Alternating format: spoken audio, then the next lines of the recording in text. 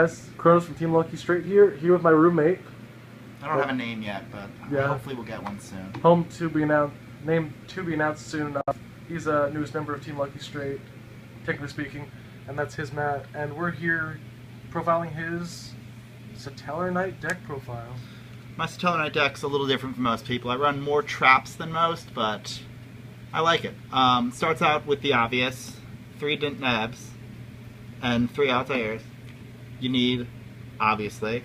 Here I run 3 of unpronounceable Foolish Burial Monster. 3's a lot, but there's really nothing else to run in the deck right now. It has synergy. It has 1800 attack, which is a lot for a level 4 right now. And it gets Deneb in the grave and makes Altair alive right away. I'll drop 1 for the Foolish one when that comes out next set, but for now I'm going to keep it at 3. I run 2 Vega. A lot of people run 1 Vega. I personally like 2 because it can make De La Rosa faster, and I can make him more often, and I can sometimes just leave. I can make a rank 4 play with him and leave someone, a Satellarknight on the field to keep Alpha alive, which I like also. Last monster I run is Honest. It gets there. All of my monsters are light. It just gets there. One of my favorite plays is to use Honest, soul charge him back, and then add it back to my hand because I'm an asshole. Soul charge at 1. Soul charging Honest. Alright, fine. Like soul charge wasn't always at 1.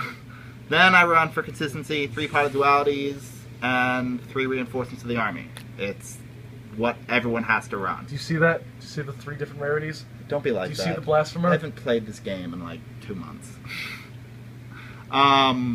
I run 2 Forbidden Lands. This is something that not many other people do. I like it because it helps me get over a lot. With Forbidden Lance, Winra's not really a problem because I can get over it with all of my monsters. Except for Vega. Except for Vega. But I would never play Vega when Winra's on the field.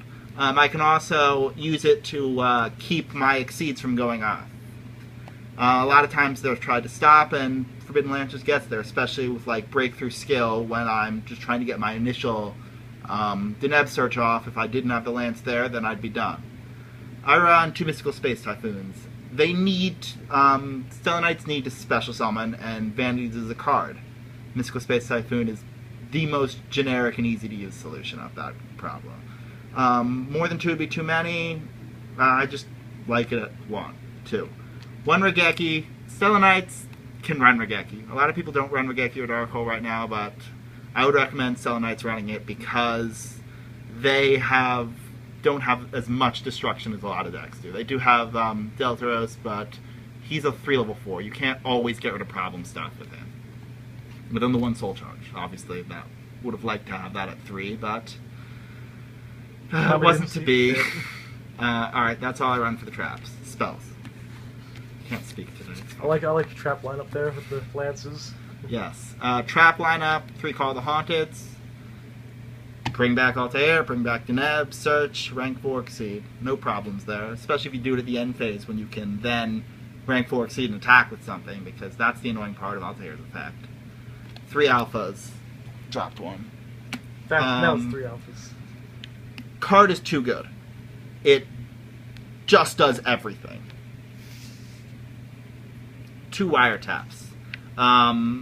They need to make their plays. This deck needs to make its plays. If you stop its first play especially, it just kind of stagnates and you have to wait around for you to draw another Altair or another Deneb. Wiretap stops things like Breakthrough Scale and all the other summon negation traps from going off, and it's just good.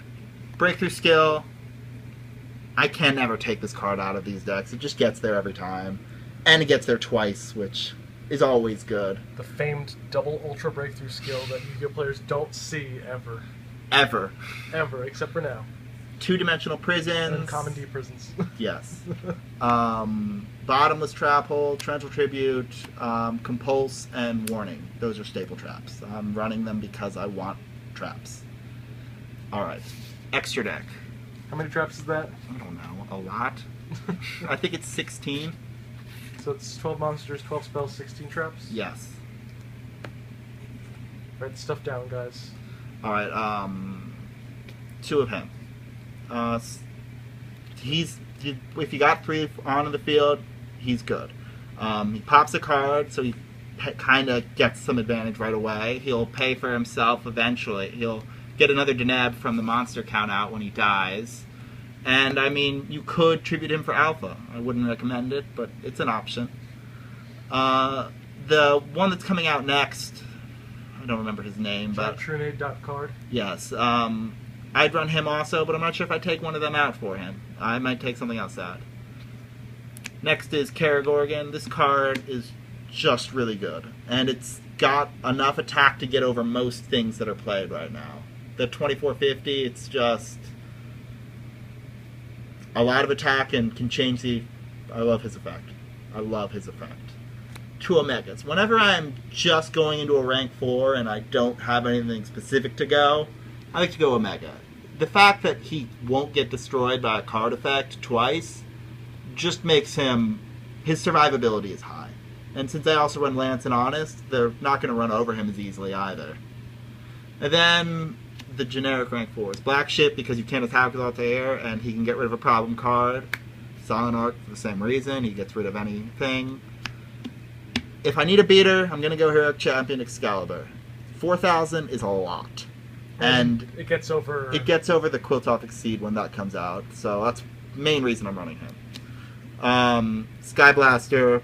I run 1 Sky Blaster, 1 Arc over 2 Sky Blaster because I like Arc.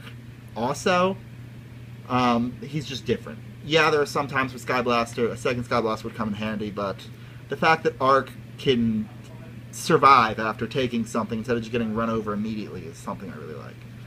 Obviously, Exciton, his deck doesn't advantage as great as something like Burning Abyss or Shadows, so I can usually get that off.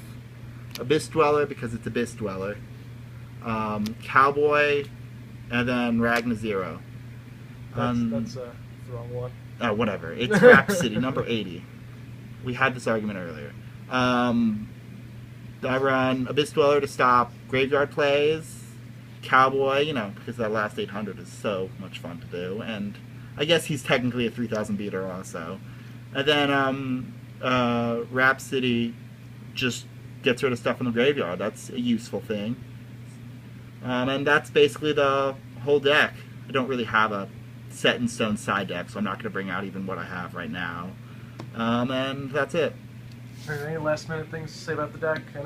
It's going to get better with the new set. It needs the Avarice monster because it loops better. Also, I'm missing from my extra deck is an Emerald and Paladynamo, Starliege Paladin. That is his name, right? Starliege Paladynamo. You got it. They're both really good. I just don't have one on me right now. You need them to recycle the Exceeds and the Altairs. The Exceed's going to do that. No, the new monster's going to do that, not the Exceed. He's good. I'd only run one of him because he's terrible to open with, and you can search him with your final Deneb search. And obviously, just whatever good rank 4s come out, I'd run. The deck's got potential to be better. It's consistently makes a rank 4 every turn. And I definitely think it doesn't have much potential to get hit in the next few lists. So I think it will definitely be a contender for at least the next year. That's about it. All right, cool. So this is Team Lucky Straight with Kronos and roommate to be announced name. And we're signing out. See you guys.